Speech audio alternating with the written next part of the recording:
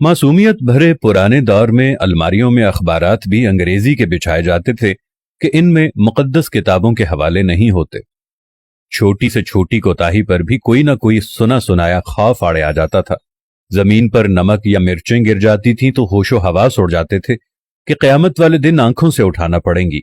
गदागरों को पूरा मोहल्ला जानता था और घरों में उनके लिए खुसूसी तौर पर खुले पैसे रखे जाते थे। मोहल्ले का डॉक्टर एक ही सिरिंज से एक दिन में 50 मरीजों को टीके लगाता था, लेकिन मजाल है किसी को कोई इन्फेक्शन हो जाए। यरकान या शदीद सरदर्द की सूरत में मौलवी साहिब माथे पर हाथ रखकर दम कर दिया करते थे और बंदे भले चंगे हो जाते थे। घरों में खत आते थे और जो लोग पढ़ना नहीं जानते थे वो डाकिये से खत पढ़वाते थे। डाकिया तो गोया घर का एक फर्द शुमार होता था। खत लिख भी देता था, पढ़ भी देता था और खाना पानी पीकर साइकिल पर ये जा और वो जा। इम्तिहानात का नतीजा आना होता था तो नस्रुम मिनल्लाहि व फतहुन करीब पढ़कर घर से निकलते थे और खुशी खुशी पास होकर आ जाते थे। ये वो दौर था जब लोग किसी की बात समझकर ओके नहीं ठीक है कहा करते थे। मौत वाले घर में सब महल्लेदार सच्चे दिल से रोते थे और खुशी वाले घर में हकीकी कहकहे लगाते थे। हर हमसाया अपने घर से सालन की प्लेट साथ वालों को भेजता था और उधर से भी प्लेट खाली नहीं आती थी। मीठे की 3 ही अकसाम थी, हलवा, जर्दा चावल और खीर।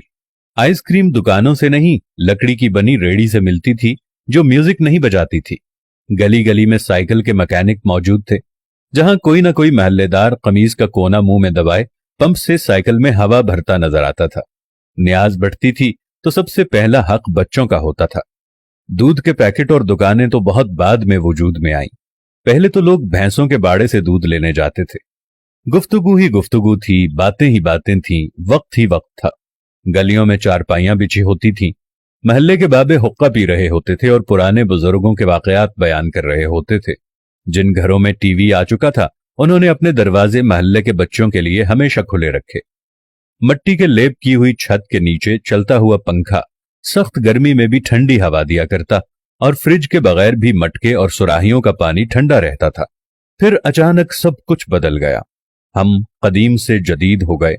अब बावर्ची खाना सीढ़ियों के नीचे नहीं होता, खाना बैठकर नहीं पकाया जाता, दस्तरखान शायद ही कोई इस्तेमाल करता हो।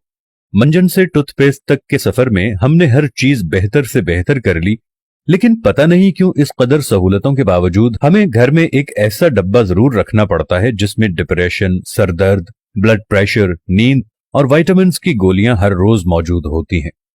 जरा खुद के घर के बारे में ये सारी बातें सोचकर देखें तो आपको सब कुछ यकीनन नजर आएगा जैसा मैंने आपको बताया है। आखिर ऐसा क्यों है? क्यों हम अपने बेसिक किस्म की जिंदगी से हटते चले जा रहे हैं? मैं आज भी आप लोगों से कह रहा हूं, आप साथ वालों के दुख दर्द बांटना शुरू कर दो। आप गरीबों के दुख में दर्द बांटना शुरू कर दो। आप साथ वालों के साथ प्यार मोहब्बत रखना शुरू कर दो। थोड़ी सी माजी की जिंदगी को दोबारा अपनाना शुरू कर दो। मट्टी के बर्तन में खाना खाना शुरू कर दो। दुनिया जहां की नेमतों से दूर हट जाओ। ओवन और फ्रिज को इस्तेमाल करना छोड़ दो। प्रेशर कुकर को इस्तेमाल करना छोड़ दो।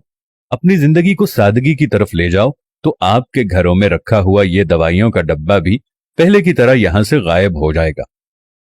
खुदावंद से दुआ है कि देखने वालों को सेहत कामिला और आजिला अता फरमाए। आमीन सुम्मा आमीन या रब्बल आलमीन।